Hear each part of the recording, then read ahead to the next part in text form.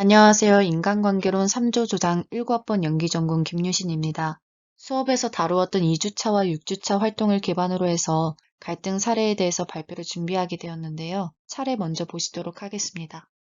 저희 3조는 발표 주제가 겹치지 않도록 하기 위해서 총 6가지로 갈등 상황을 나누어서 발표 준비해 보았습니다. 첫 번째로는 당근마켓 거래자와의 갈등, 두 번째는 동생과의 갈등, 세 번째는 친구와의 갈등, 네 번째 부모님과의 갈등, 다섯 번째 이웃 간의 갈등, 마지막으로 연인과의 갈등 상황을 준비해 보았습니다. 그럼 첫 번째로 당근마켓 거래자와의 갈등 상황부터 들어보도록 하겠습니다. 안녕하세요. 저는 이번 인간관계론 조별과제에서 첫 번째 발표를 맡게 된 공연예술학과 장주영이라고 합니다. 제가 이번에 과제에서 발표하게 된 내용은 당근마켓 거래자와의 갈등 상황입니다. 상황은 제가 어떠한 물건을 당근마켓이라는 중고거래 플랫폼에 올렸는데 그분께서 그냥 아무 인사도 없이 다짜고짜 가격만 보내는 상황, 숫자들만 보내는 상황에서 어떻게 상황이 해결되었는지 말씀을 드리고 싶어서 이렇게 발표를 하게 되었습니다. 첫 번째로는 아까 전에 말씀드렸다시피 구매를 희망하시는 분께서 원래는 최소한의 인사 정도를 해야 한다고 저는 알고 있고 그렇게 실천하고 있는 사람인데 그냥 다짜고짜 숫자만 딱 이렇게 말씀하시는 걸 보고 처음부터 거래가 하기 싫더라고요. 그리고 애초에 그거 말도 안 되는 제 기준에서는 말도 안 되는 가격에 네, 말씀을 하셔서 그때부터 조금 갈등이 시작이 되었습니다. 두 번째, 갈등의 악화. 저는 사실 그런 상황이 있으면 대꾸 자체를 하지를 않습니다. 더군다나 실생활도 아니고 온라인상에서 그런다면 저는 더더욱 대꾸를 하지 않는 성격입니다. 그런데 그 다음 날에도 똑같은 숫자 금액으로 메시지를 보내시길래 이건 아닌 것 같다라는 생각이 들어서 답변을 드렸습니다. 그리고 세 번째, 갈등의 확대. 그 가격에는 팔지를 못한다고 이미 충분히 시세 대비 저렴한 가격이라고 말씀을 드렸고, 그런 상황에서 이제 본인의 지인은 그 가격에 샀다고 말씀을 하시더라고요. 여기서부터 저는 뭔가가 잘못됐다는 걸 깨달았지만 그래도 오지랖을 부리지 않는 성격인데 그냥 그날은 왠지 오지랖을 한번 네, 이 갈등을 한번 풀어보고 싶었었습니다. 그래서 4번 갈등의 해소. 저는 그분에게 이 가격이 왜 시세 대비 저렴한 가격이고 지인분께서 그 가격에 사신 것은 그분이 운이 좋으셨던 거고 제가 뭐 똑같은 판매자도 아니고 네, 가격 정찰제가 아니기 때문에 이거는 개인 간의 거래 플랫폼이기 때문에 가격은 달라질 수 있다고 최소한의 그런 정보나 지식들 그리고 제가 도움드릴 수 있거나 말씀드릴 수 있는 부분들은 최선을 다해서 말씀을 드리게 되었습니다. 그리고 그 구매를 희망하시는 분께서는 네, 알려주셔서 고맙다라는 말씀과 함께 그렇게 갈등이 해결이 되었습니다. 이상입니다. 감사합니다. 예, 안녕하십니까. 저는 두 번째 동생과의 갈등을 다루게 된 20학번 연기전공 이현호라고 합니다.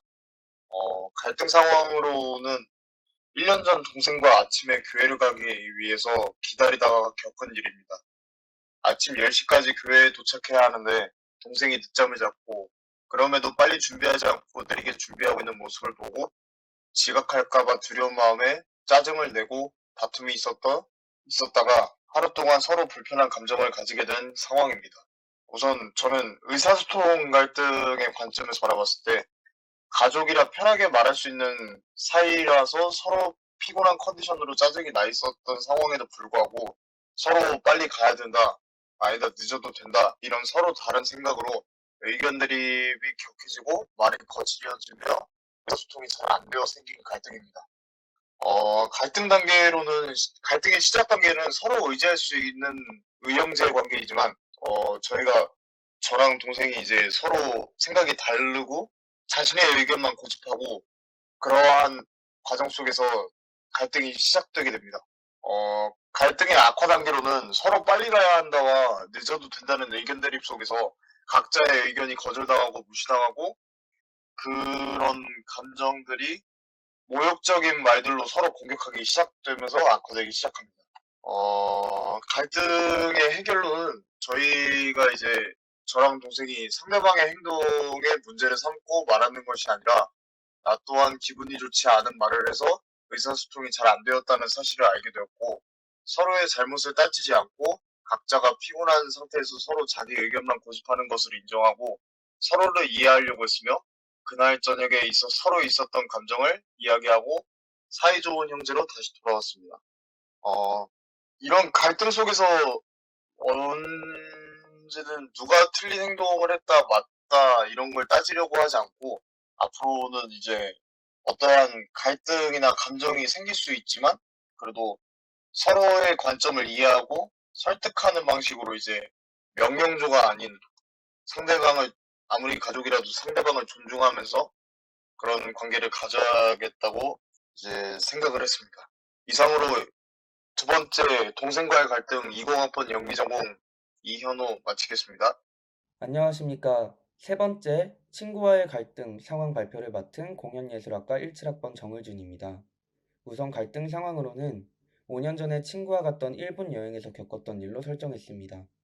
저는 스케줄을 짜놓고 움직이는 것을 좋아하고 같이 여행을 갔던 친구는 즉흥적으로 여행하는 것을 좋아했습니다.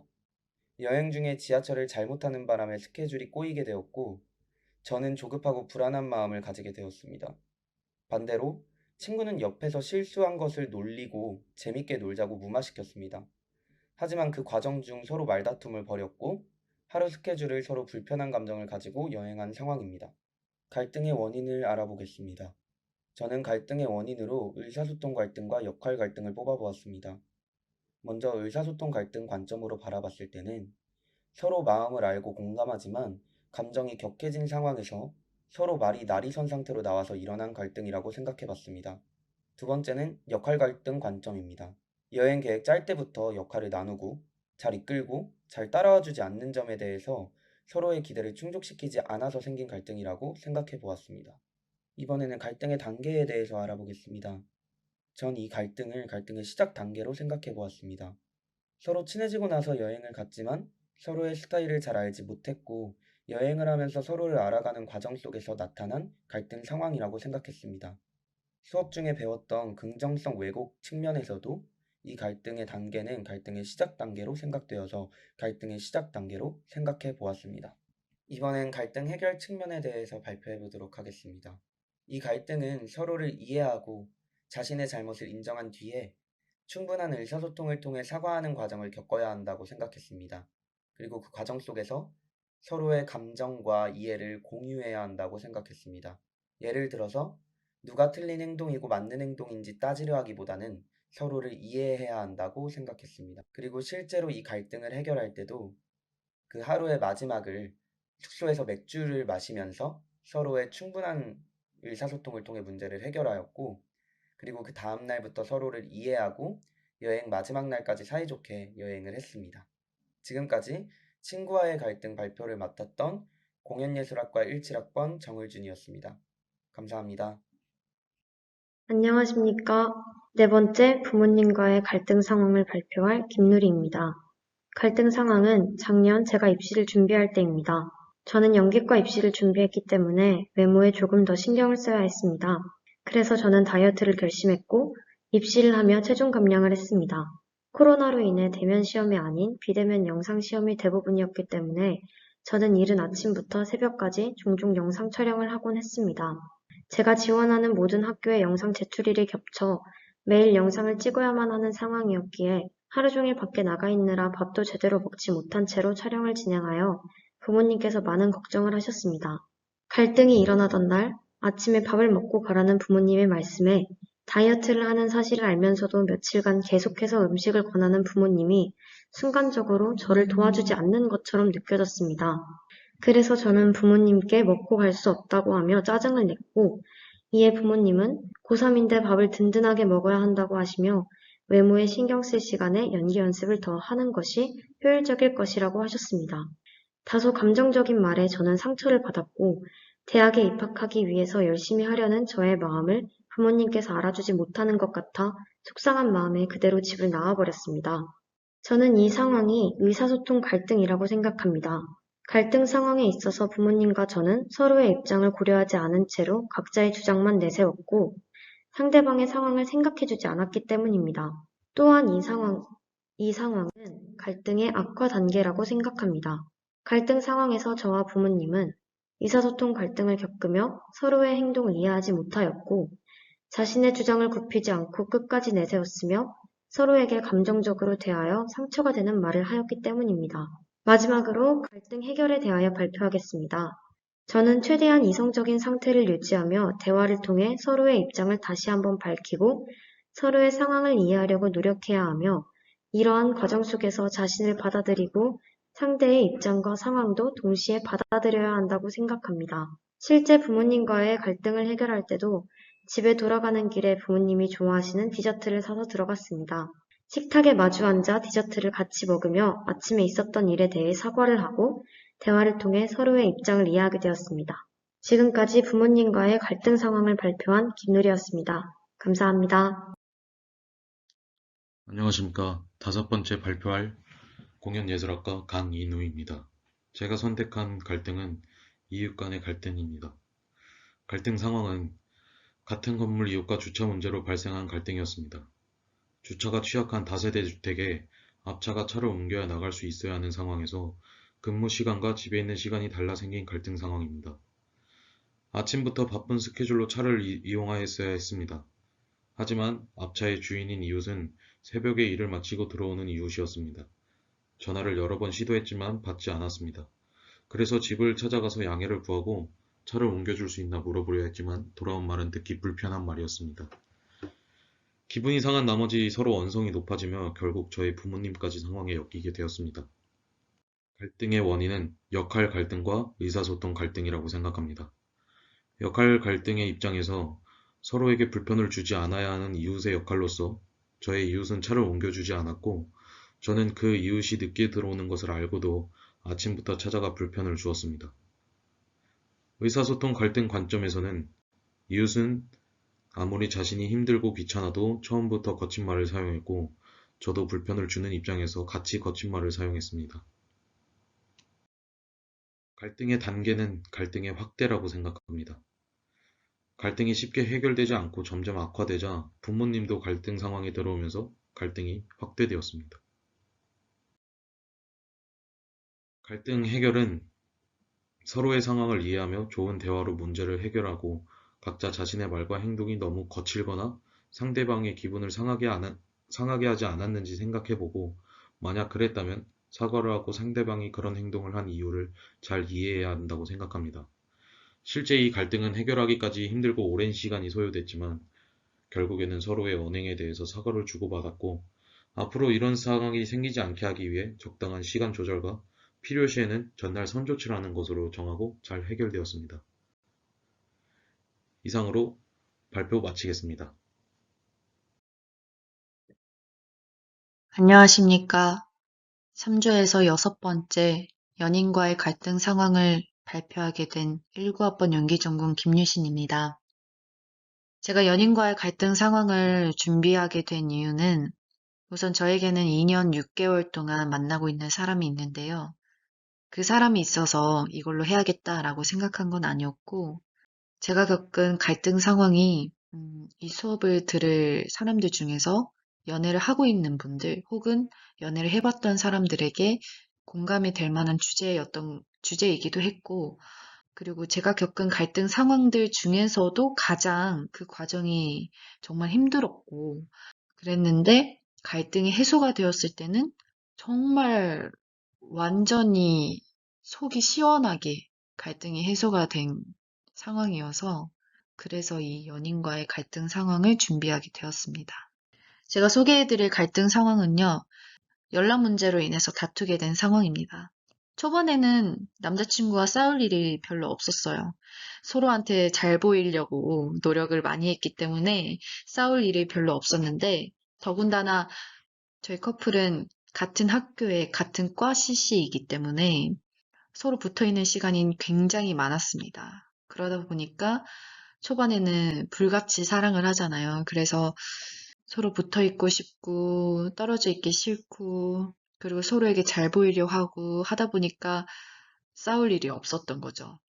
그러다가 1년 정도 사귀고 나서는 이제 서로한테 조금 편안해지고 익숙해지고 하다 보니까 연인과의 만남도 좋지만 친구들하고 만나고 싶은 마음도 들었을 거고 집에 가서도 좀 편안하게 개인의 시간을 더 많이 보내고 싶은 그러한 마음이 계속 들게 된 거죠. 그러다가 다툼이 생기게 된 상황입니다.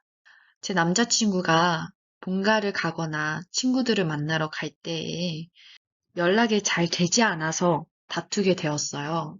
남자친구가 본가를 가게 되면 이 친구가 지금은 안 그렇지만 잠이 많은 친구였어서 정말 오후 늦게까지 잠을 자다가 새벽에 활동을 하는 그러한 친구였던 거예요.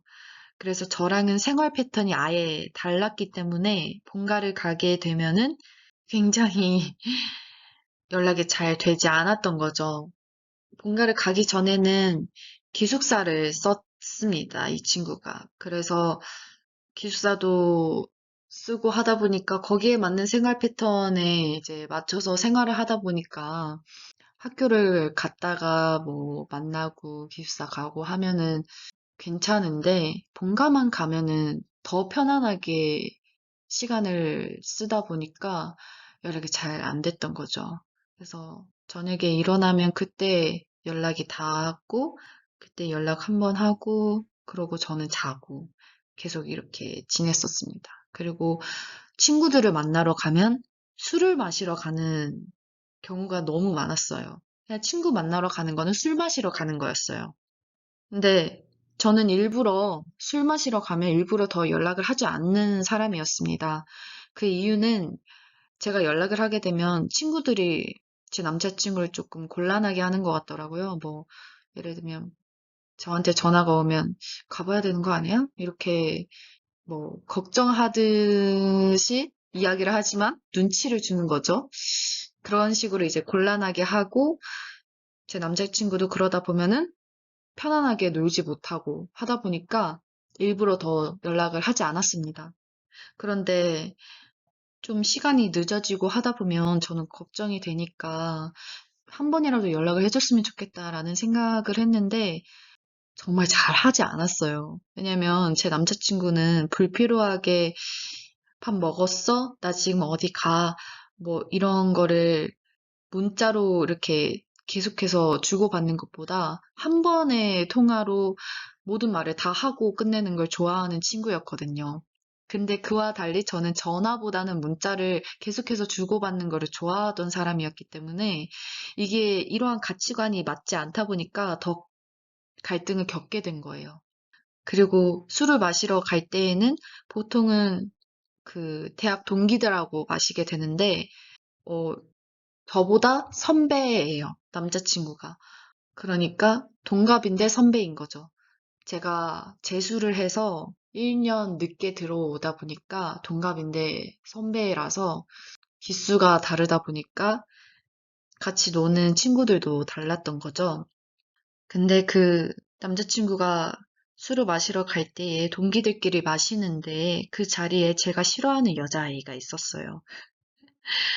그 여자아이가 일방적으로 저를 친하지도 않았을 때 일방적으로 저를 굉장히 뒤에서 험담을 하고 다녔고 그 이유가 정말 저를 아무것도 모르는 사람이 저에 대해서 마음대로 판단을 하고 그게 마치 사실인 것처럼 그렇게 이야기를 하고 다녔어요. 그래서 좋아하지 않았습니다.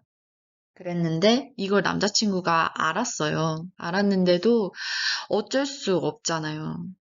그 아이와 단 둘이 만나는 것도 아니고 동기들끼리 같이 만나는 거에 그 여자아이가 껴있었던 거기 때문에 그건 어쩔 수 없는 상황이라는 걸 전 인정을 했습니다. 그런데 이제 그럴 때에 제가 더 이제 좀 저를 좀 안심시켜주고 했으면 좋겠다라는 생각을 하는 것과는 달리 연락을 잘 해주지 않았어가지고 좀 답답했죠. 그리고 제 남자친구가 좀 사람들을 잘 챙기기 때문에 술을 다 마시고 난 뒤에도 일일이 다 전화해서 잘 들어갔는지 확인을 하는 그런 거를 했었는데, 이거는 본인 의지가 아니더라도 동기들 중 좀 나이 있는 분들이 시켜서 그러는 경우가 되게 많았어요. 그래서 그걸 했었는데, 분명히 제 전화가 찍힌 부재중이 있었을 텐데, 저한테는 전화를 안 걸고,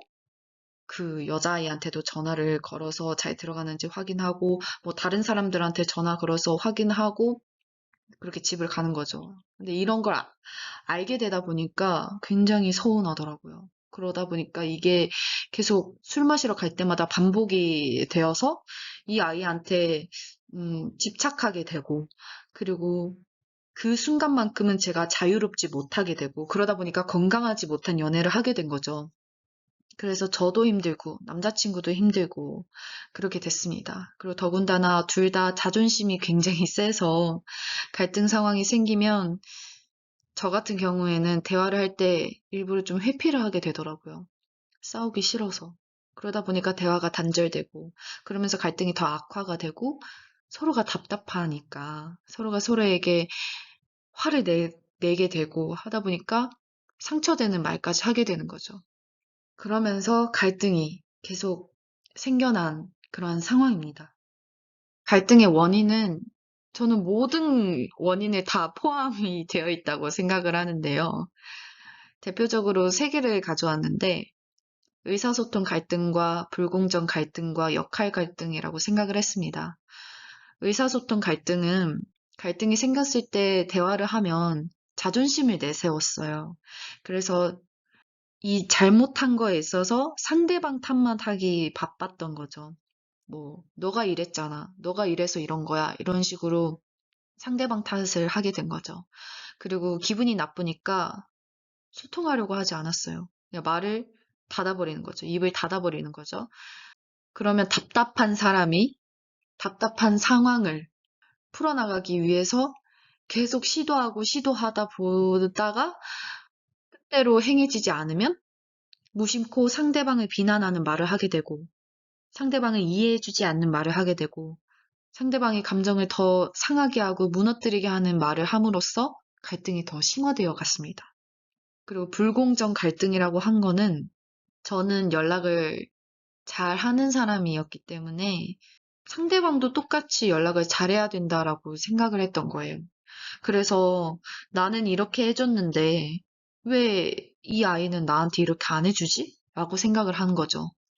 그렇게 개인적으로 갈등을 겪다 보니까 그게 참고 참다가 나중에서야 갈등 상황이 생겼을 때 그게 본물 터지듯이 막 상대방한테 서운한 걸 이야기를 하게 되면서 갈등이 악화가 되었습니다. 그리고 역할 갈등으로는 여자친구로서 혹은 남자친구로서 서로에게 가지는 역할 기대가 존재했습니다. 그래서 저는 남자친구가 제 연인으로서 표현을 더 적극적으로 해주길 원했고, 남자친구도 제가 여자친구로서 늘 자신의 편이 되어주고 본인을 좀 더 이해해주기를 원했습니다.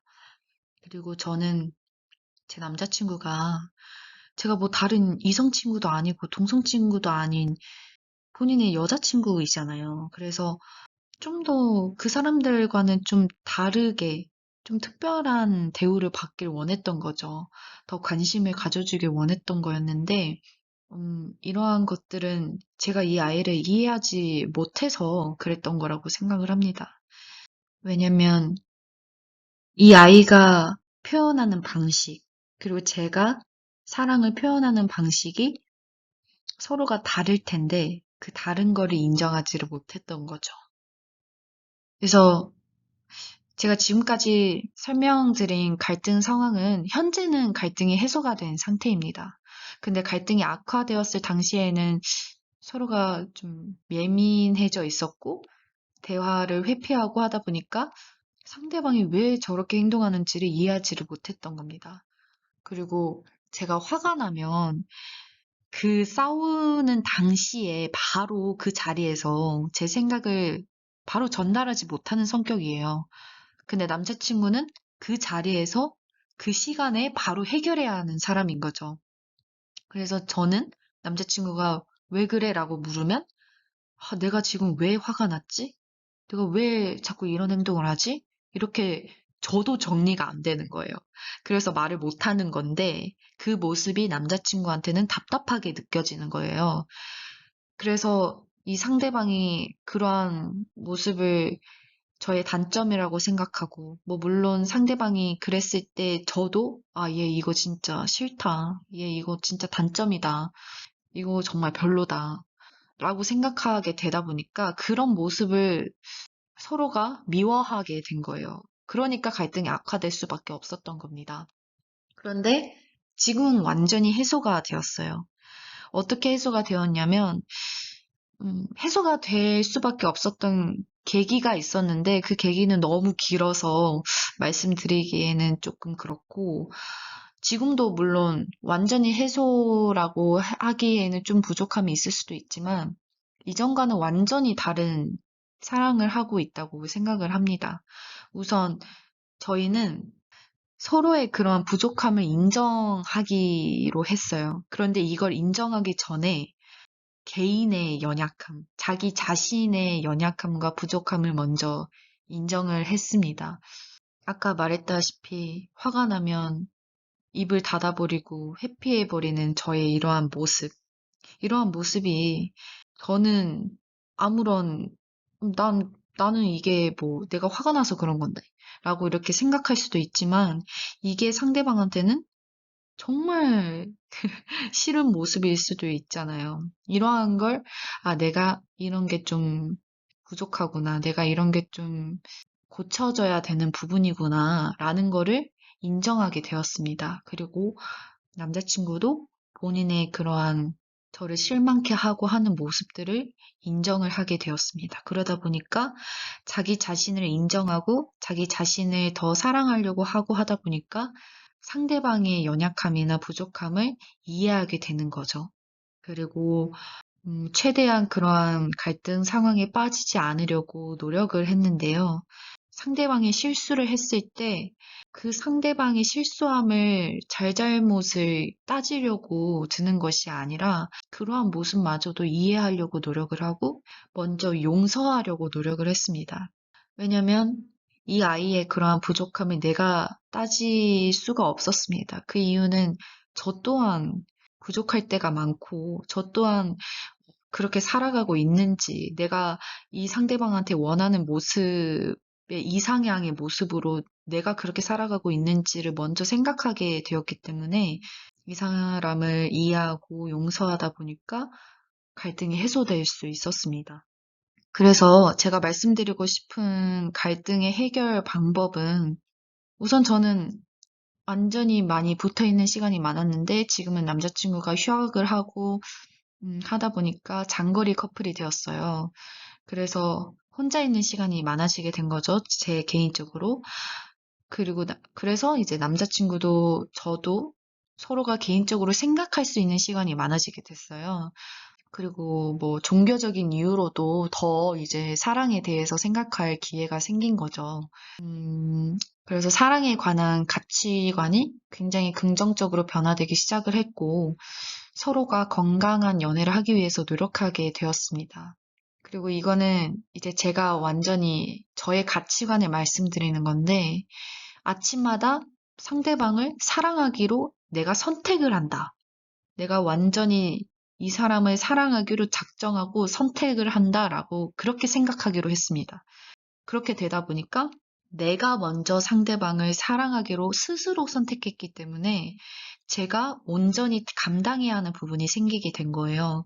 그래서 상대방의 단점이나 나와 맞지 않는 부분이 있더라도 상대방을 사랑하기로는 내가 선택했기 때문에 그것을 제가 감당해보고 이해해보고 그렇게 노력해보고 할 수 있게 된 거죠.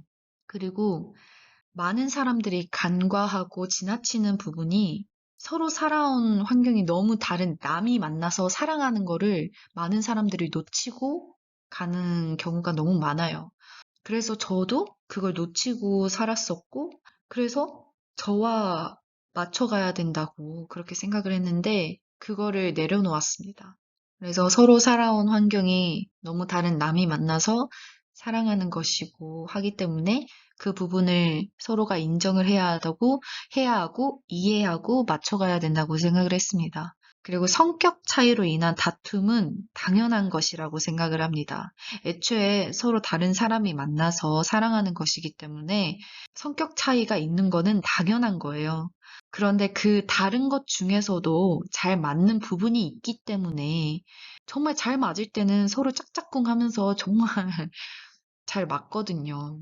그리고 상대방의 단점만을 바라보면서 저의 기준에 맞춰서 그 사람이 변화되기를 바라는 것보다 그러한 상대방의 모습마저도 사랑해주고 믿어주고 하기를 저는 개인적으로 바랍니다. 그리고 그 사람이 변화되기를 제가 바라고 있기 전에 나부터 내가 상대방에게 바라는 모습으로 내가 살아가고 있는 사람인지를 생각해 볼 필요가 있습니다.